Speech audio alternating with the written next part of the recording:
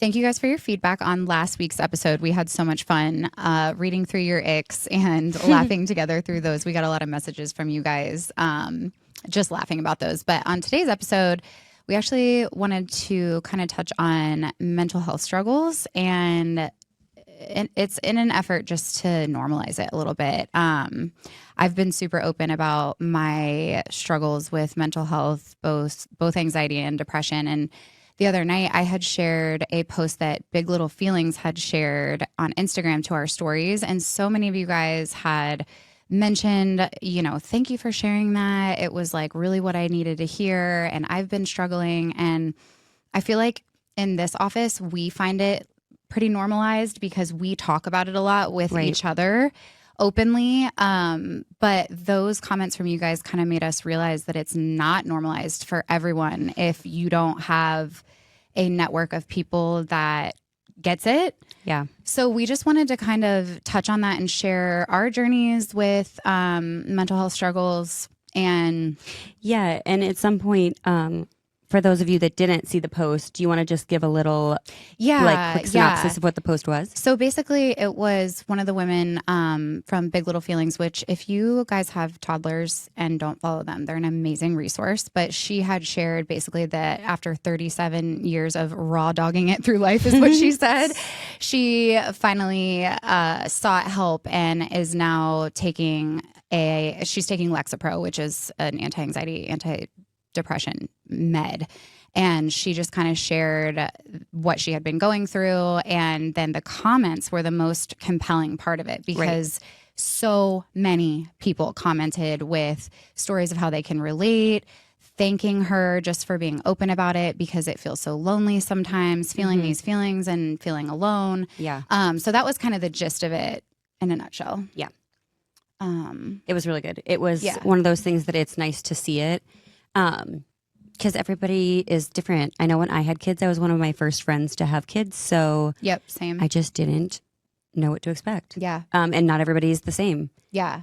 Yeah. I feel like when I look back, I was 22 when I got pregnant, 23 when I had my first baby. And I was by far the first of anybody, of any of my friends or anything. And in hindsight, like at that point, people weren't like talking about anxiety and depression openly the way it has been now over time, which I think is amazing because it has really destigmatized it quite a bit.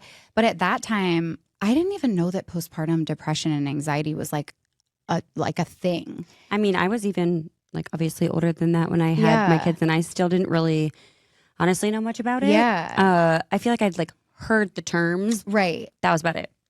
Right. And it kind of felt like this scary, like shameful thing. It just felt so much bigger than what it sometimes is. Like in my mind, I picture postpartum anxiety and depression as somebody who like wants to completely abandon their baby on the side of the road. And, I'm like, so in my mind, I'm like, oh, no, I don't have that. Like when really it's such a spectrum.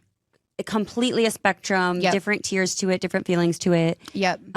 So yeah, and in hindsight, I look at my 23-year-old self and just wish that someone would have said, like, this is a really normal thing to be experiencing after you have a child and your whole life literally gets turned upside down and your hormones are crashing and out of control. I just wish somebody would have like told me it's okay and told me to go talk to my doctor about it. Well, even in other countries too, the level of postpartum care for mothers is so much higher than it is here. Yeah. There's zero. You literally have a baby, your hormones are spiking up and down, and you're sent home with a newborn baby who doesn't sleep, who cries, who needs to eat. You're feeding them. Yeah. You're also recovering. Like there really isn't any true care. And I think that it's like a piece of paper questionnaire in the hospital.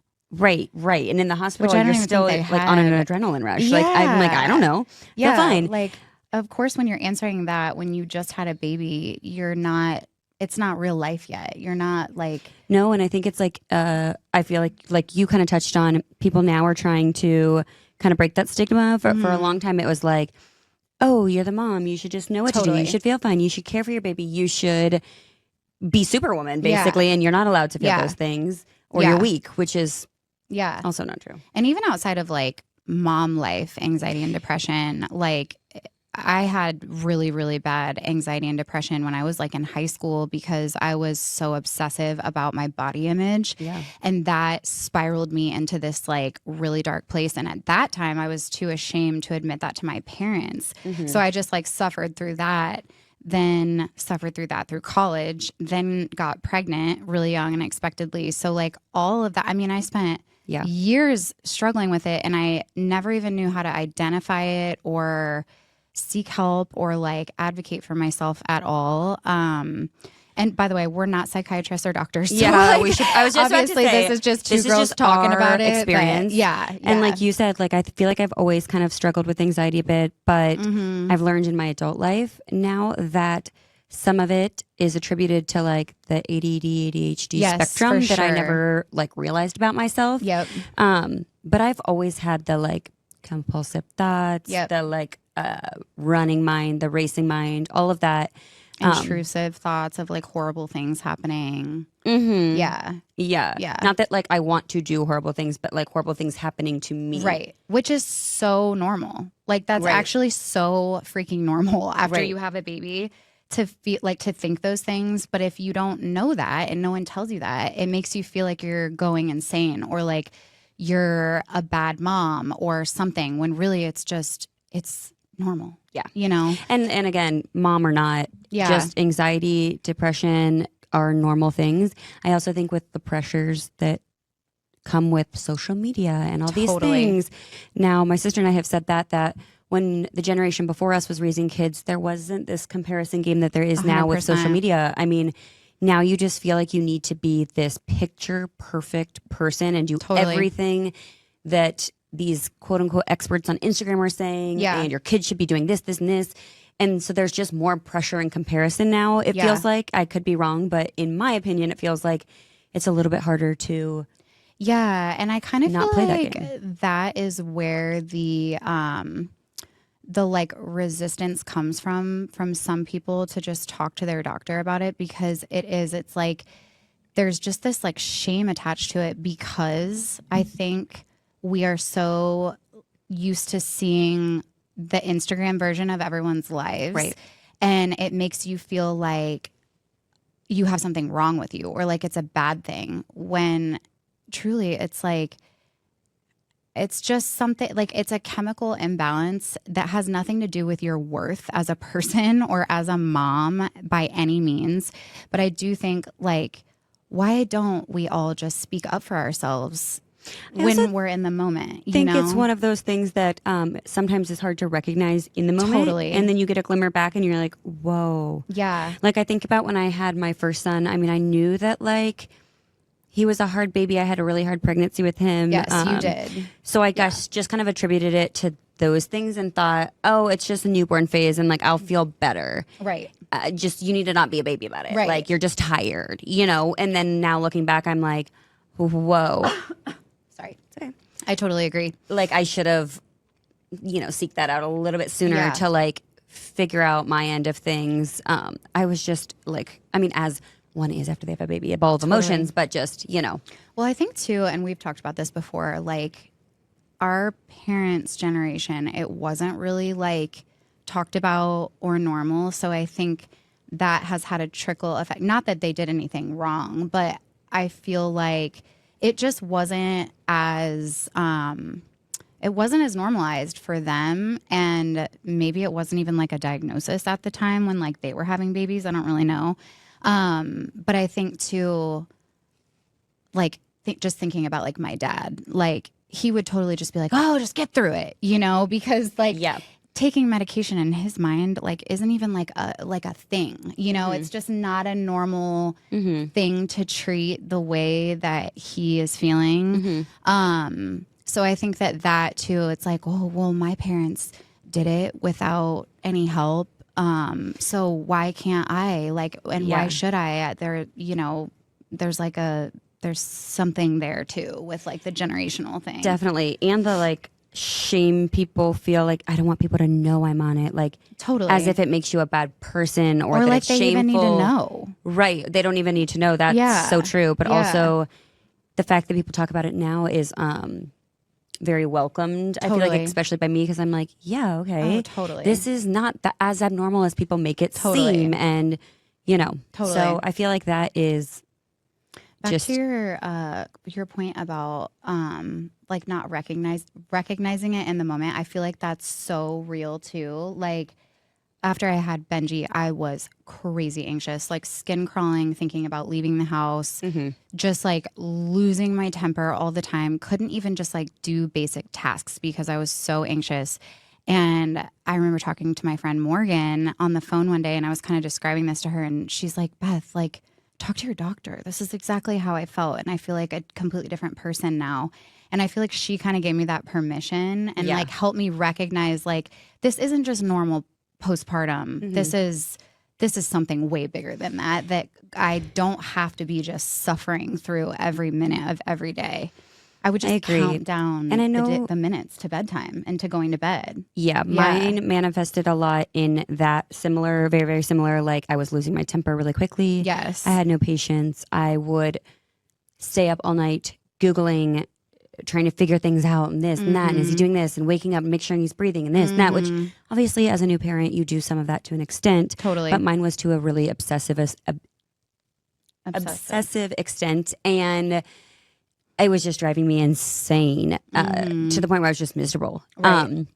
But I also think that it's, you talk to some people and they're like, well, I want to like fix the root of the problem, not just like mask it or band-aid it with medication, which I understand that thought process too. It's not lost on me. But in my mind, I'm like, well, while I'm getting to the root, why would I suffer further? Yeah. I obviously think like, now knowing what some of the things that make my anxiety get worse or this or that, I try to avoid. Right. However, I still have like medication to help give me the balance. So I definitely see the point where people say like, I'm not going to put a Band-Aid on a problem, but in my opinion, it's not really a Band-Aid. It's just an extra little thing that helps me. Like, I mean, if you had a headache, you'd take some Advil. Well, maybe some people wouldn't. Right, I don't know. But Or like I loved, and there was a comment in that post that I had shared that I was just trying to find and I couldn't find it, but someone compared it to like a carpenter trying to do their job without tools or like something like that. It's like a tool is a good way to describe it. It's a tool in your tool belt.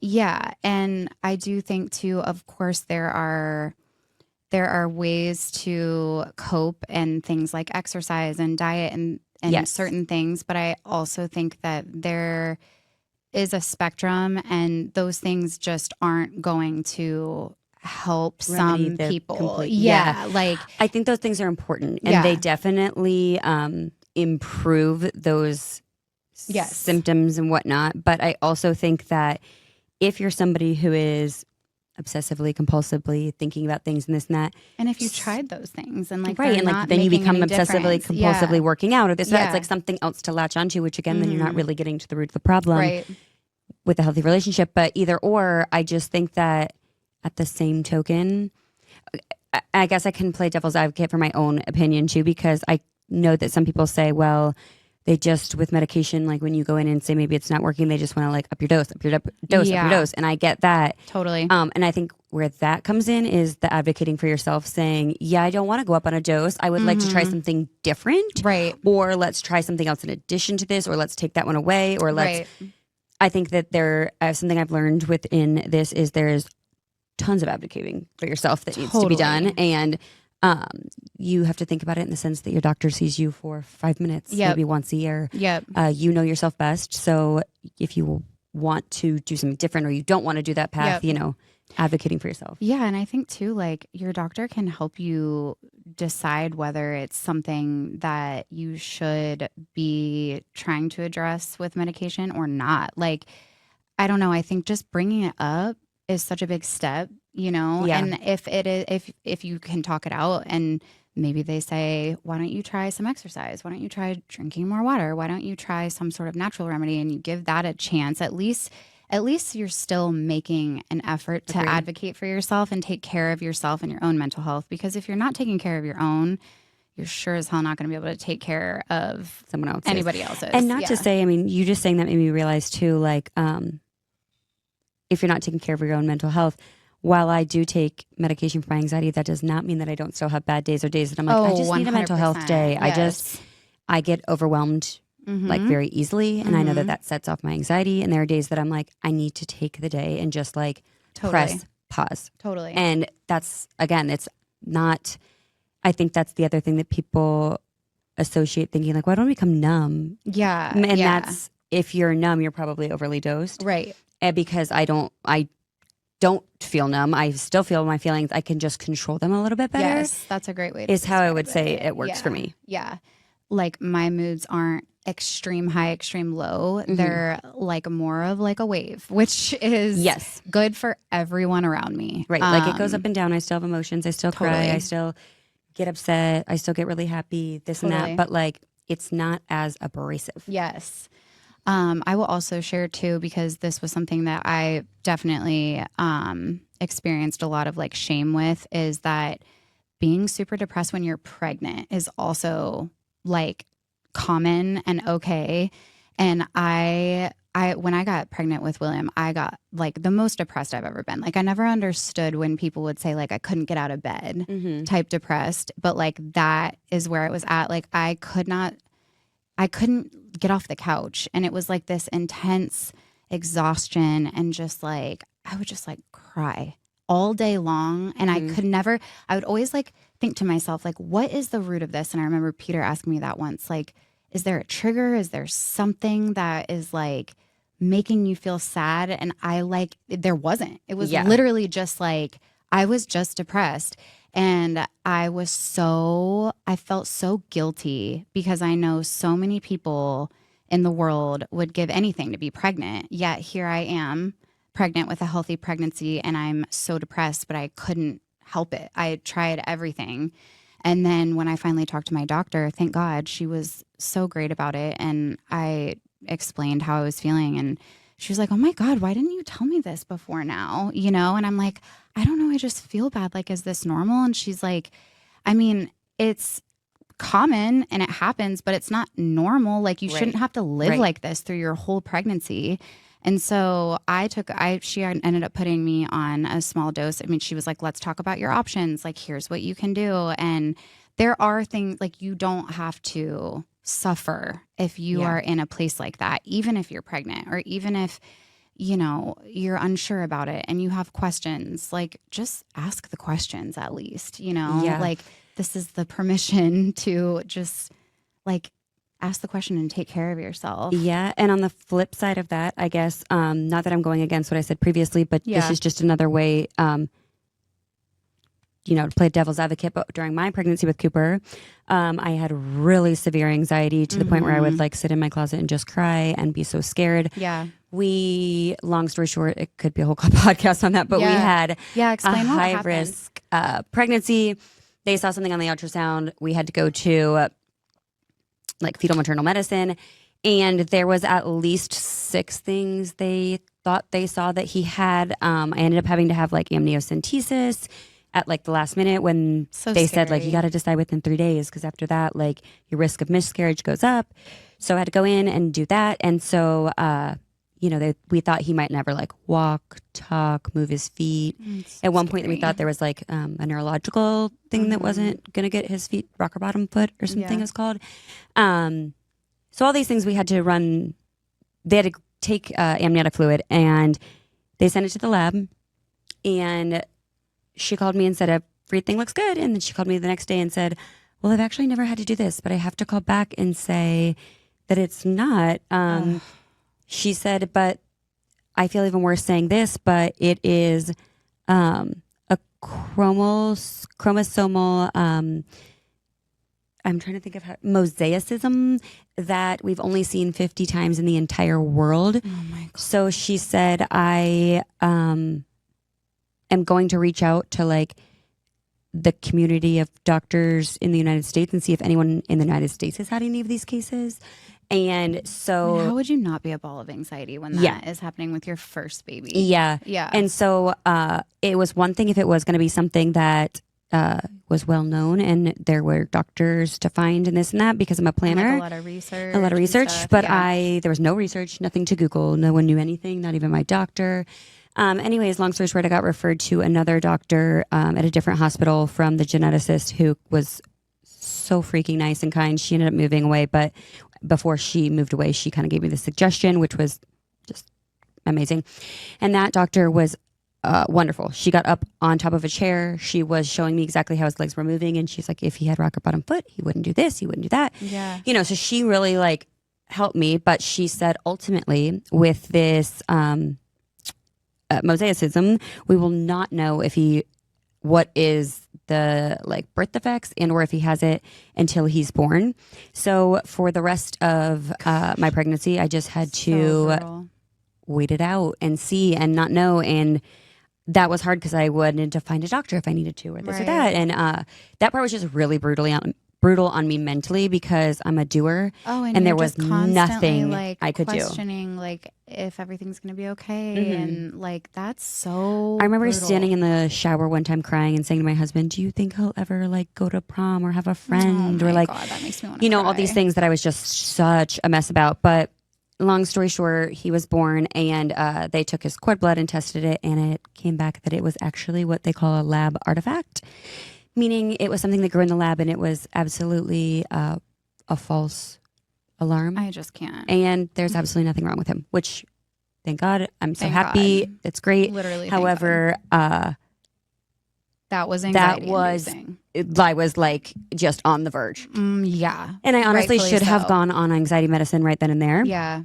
But my anxiety wouldn't even allow that. I was like too anxious about adding another factor. God, could that be like, yes, I completely get that. But now looking back, I'm like, okay, that probably like, yes, 100%, made things worse. So once he was born, I mean, it didn't, just all of a sudden quit. Like that's what my body was used to doing, living in fight or flight. And I just, so anyways, in that moment, I decided to try therapy and I am not against therapy, but in that moment I was frank with the therapist and said, I think you're lovely and this is great, but this is a instance where there is no fix. There is no tool you can give me to fix what is going to happen. I know you can tell me to walk through the steps to calm myself, the like, what if this, what if that, but I am not in that place to even be doing that. So I said, I don't think this is going to work for me right now because I just wasn't even willing to give it the work because it was just such a big thing. But now looking back again, if I had stuck with that a little bit, maybe just talking to people, even if it's not a therapist, even if it's a friend, I honestly really kept to myself. I didn't tell many people about it. I mean, my family knew about it and my sisters, but other than that, really no one knew about it. So I think I just like, lived in isolation of struggling in silence. I would really only call my sisters, my mom, so I think a lot of people can probably relate to that feeling of like just struggling in silence. Yeah. And just like not really trusting anyone enough to like open up about it, which is another reason that we wanted to share this, because I do think that's a really real thing. It can feel really lonely and like isolating when you're just like keeping it all in. And that's why we wanted to talk about it, because I totally get that and have been there. And I remember and you like play the blame game with yourself. Like one of the things that I did have was this is how it all started, was the single artery umbilical cord. Yeah. So knowing that he would probably come out a little smaller and this and that, but like the blaming myself, like what did I do that my body only produced one artery in there? And it's is it not I ate a turkey sandwich? Yeah, is it like did I eat a piece of sushi? You start to spiral. And I really did that the entire time, which it's not. I mean, when you really look at the research, like it's not what's causing it. But you saying that reminds me too. I definitely remember Googling the crap out of like taking anxiety meds pregnant, because again, of course you have these fears and you see these things and you Google and it's like, but I remember her saying, I was like, I mean, is there risk? And she said, what you're describing you're going through mentally is more risky for your pregnancy than taking a low dose of something. And that was exactly what I needed to hear in that moment. Yeah, I do remember my OB saying to me when she was trying to convince me to take it, and again, I'm kicking myself now thinking, what's wrong with me? Why wouldn't I? But she made a very similar point. She said, something I want you to think about is your baby not only gets nutrition from you and whatnot, but when you're feeling so anxious, Totally. that rubs off on your baby. That is, I mean, even when the baby's born, like they can sense it. Yeah. Not only in the womb. So Yeah. those are things that I look at now and I'm like, yeah. ugh, And if not I could go just back, like, but yeah, that's like not the case. kids, like they pick up on your energy too. And same with like your relationships. Like I definitely think that my relationships suffered a lot during those times where I was so anxious and hadn't identified it yet. Like so many things. I mean, I could go on, but Right. I do feel like you have to recognize too that it's most likely not only affecting you, whether you realize it or not, you know? Yeah. And like if you are a better version of yourself, that's going to project onto the other people around you, whether it be at work or your spouse or your kids.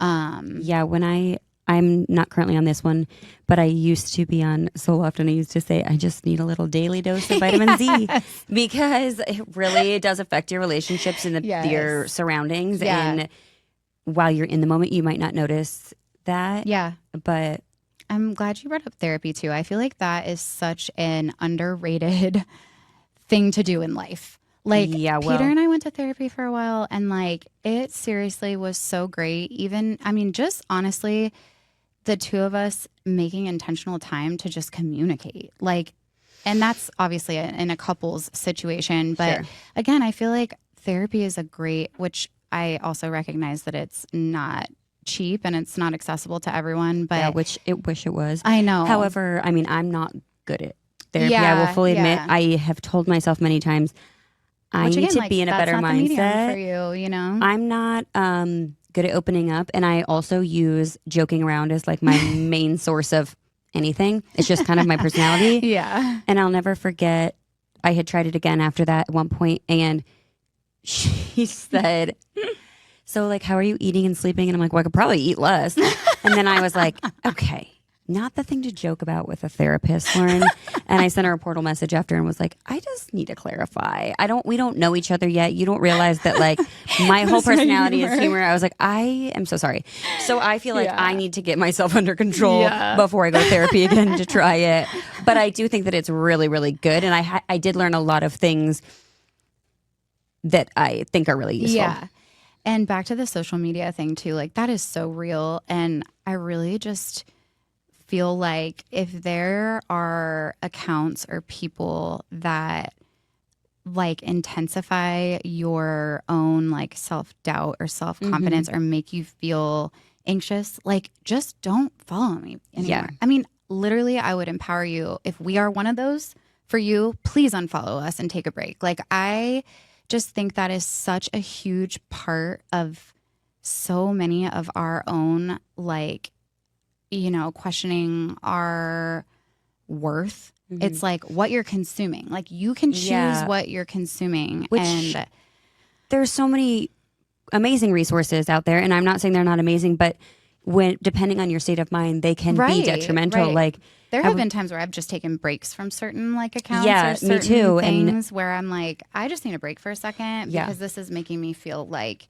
it's not what I should be like consuming. There was amazing one I followed when my kids were little that was about speech for kids, and it stressed me out. Really? Because every day I'd be like, say bye. Right. It's like a reminder constantly. My gosh, I gotta let it go. I'm like hounding these kids to say, they're gonna say it. Yeah. Like, so I just feel like you're right. You got to pick and choose what you consume, which is a hard thing to do. And I even do that sometimes with like other boutiques. Like I'm like, because it constantly makes me like question myself, and I'm like, nope.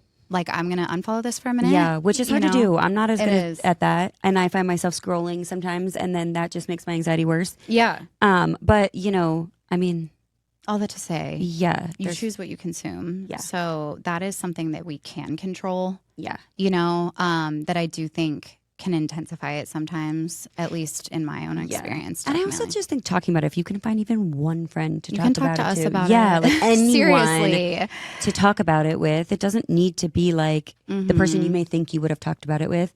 And I guarantee you'll be real surprised at how many people can relate to exactly how you're feeling. Yeah.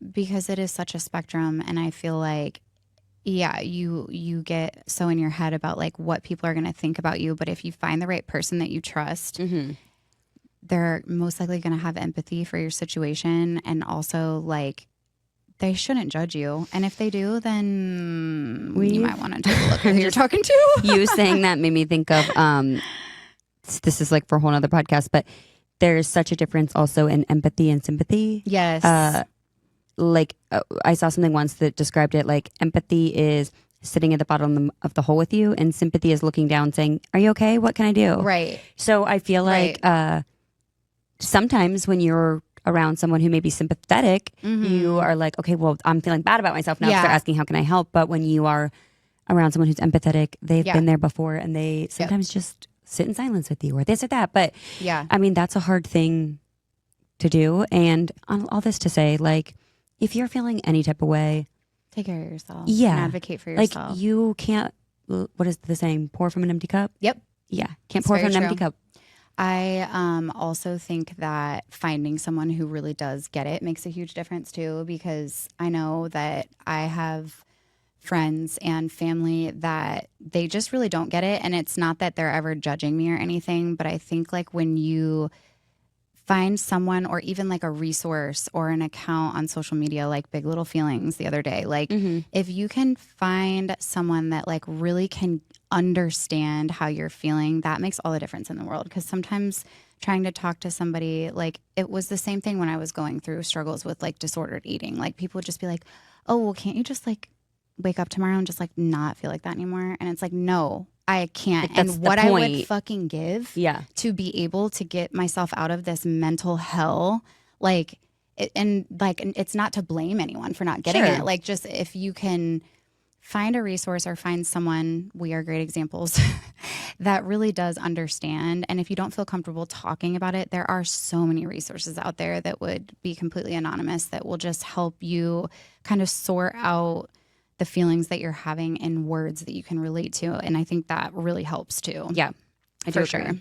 And honestly, finding something for yourself, this all like circles back to the fact that when my anxiety and everything got really bad, I realized that I needed to do something different and find some joy that was for me. And this has honestly improved my anxiety a bunch as well. Just finding something that's for me and not feeling guilty about taking time for me.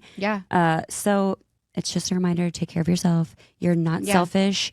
And even if it was selfish, you're allowed to be selfish sometimes. 100%. You are human. Just because you have a child, or just because you get into a new relationship, or just because you start a new job or move away, or whatever the thing that is giving you anxiety or depression or whatever it may be, doesn't make you a bad person. It means that you just need tools. And you a new tool in your tool belt. Yes, exactly. So yeah.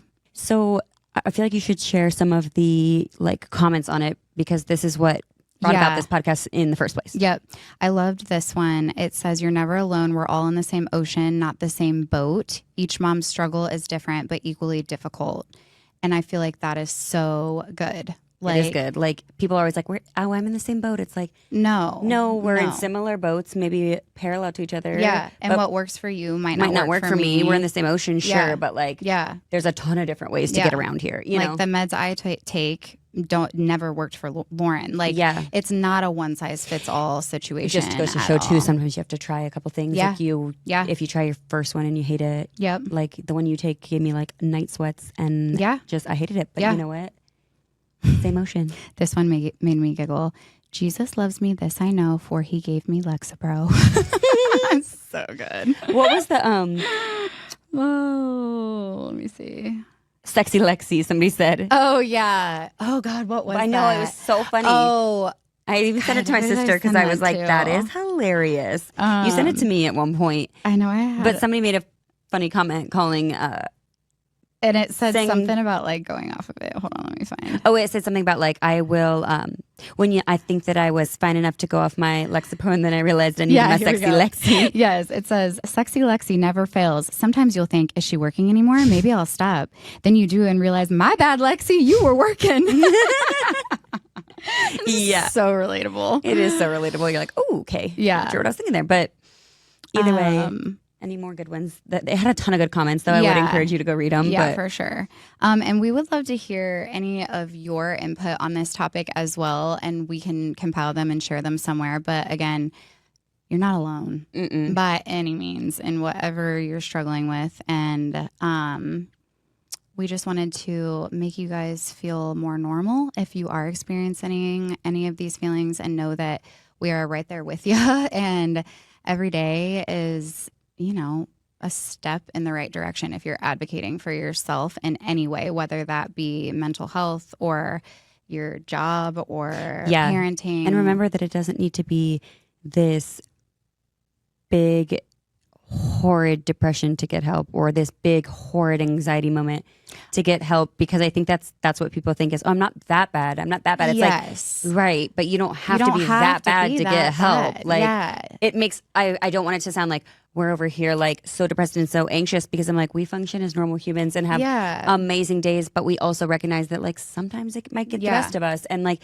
it's not quote unquote that bad. However, it is. If it's hindering your daily life and your relationships, it shouldn't have to be rock bottom extreme before you speak up for yourself. Totally. Okay, I think that was all the screenshots. We were laughing before we recorded this because we said we jumped from a funny podcast to straight into a serious one. But that's honestly the way we roll around here. It's something we feel so strongly about, though. Like, we really do. And yeah, I mean, we always want to be a resource for you guys to be. It's like we always want to be a safe space. And, whether that be body image issues, mental health issues, like we are never claiming to be perfect. We are not one of those accounts that tries to portray perfection. In fact, the past few years, am trying to like unlearn perfection and be less trying to be, because that was like